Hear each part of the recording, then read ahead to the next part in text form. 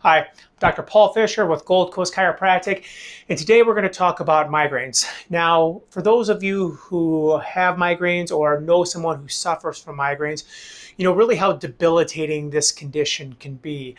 For those who aren't aware, typically a migraine starts in the base of the neck here, it will go to the front of the head, and even more frequently, we think about it in a traditional migraine, we'll have a prodromal effect. And that's the classically known as like the aura around certain objects, or people will smell something funny. It's just, they effectively just know that something's going to happen very soon. And for those suffering from migraines, they know really how debilitating this can be. Typically, they'll have to go into a dark room, rest, and relax. If the migraine responds at all to medication, they know that there's a very short window where maybe they'll get relief.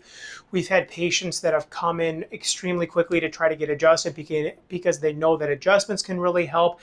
But I mean, they can really come on without much of a cause. Migraines can really come on without a lot of warning. Now, for those of us who have jobs, who've got kids to take care of, you really understand how much of an effect that this can be on your day-to-day life. It's really hard to plan out a work schedule or a childcare schedule. You know that you might be down for 6-7 hours at a time. That obviously affects you, but even more so the ones around you. So what can cause migraines? We've seen rare instances where they're actually really related to women's cycles. They'll know that at one time of the month, that's where they're really more likely to get a migraine, if at all. Sometimes we have patients who have food allergies. The typical ones we think about, like sulfite red wine, chocolate, sometimes dairy. Grains can be a big one too, that there'll be certain food triggers that set migraines off. What happens with this is you eat something, your body has a reaction, your immune system just doesn't respond the way that it should. It creates an inflammatory cascade, boom. Migraine. No fun. Now, what we see in the office here a lot is that the migraine is really coming from issues with your neck. Explaining on this model,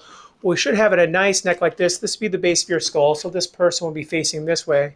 We should have a nice curve in your neck. This allows the spinal cord to be nice and relaxed. That should be the at-rest posture.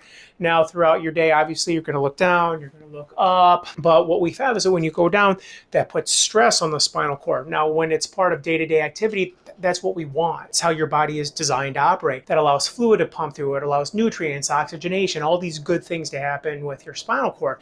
But when it's stretched out and you've lost that curve, or when even worse, when that curve gets reversed, that puts in tension on the spinal cord and the nerves don't function the way that they're supposed to. They lose their nerve conduction velocity. They don't fire as fast as they're supposed to and contract signals.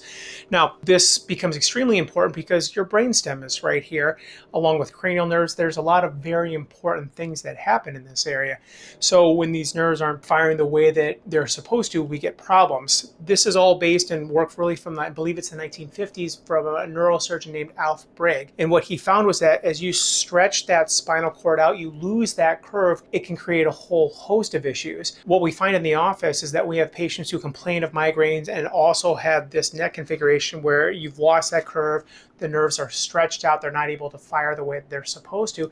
That restoring the normal curve and the normal nerve function does phenomenal work with a migraine, sometimes even completely alleviating them. This is, like I said, an extremely important area of cranial nerves here. Those are the nerves that come out, and especially in this area, that go to the face. These are the nerves here that would go down your arm to your hand. So a loss of the curve here can create a whole host of issues, not just migraines, but also neck pain, shoulder pain. And when you start really having issues, the further up the neck you go, the more severe the symptoms can be. So again, Dr. Paul Fisher with Gold Coast Chiropractic. Thank you so much for listening, and have a nice day.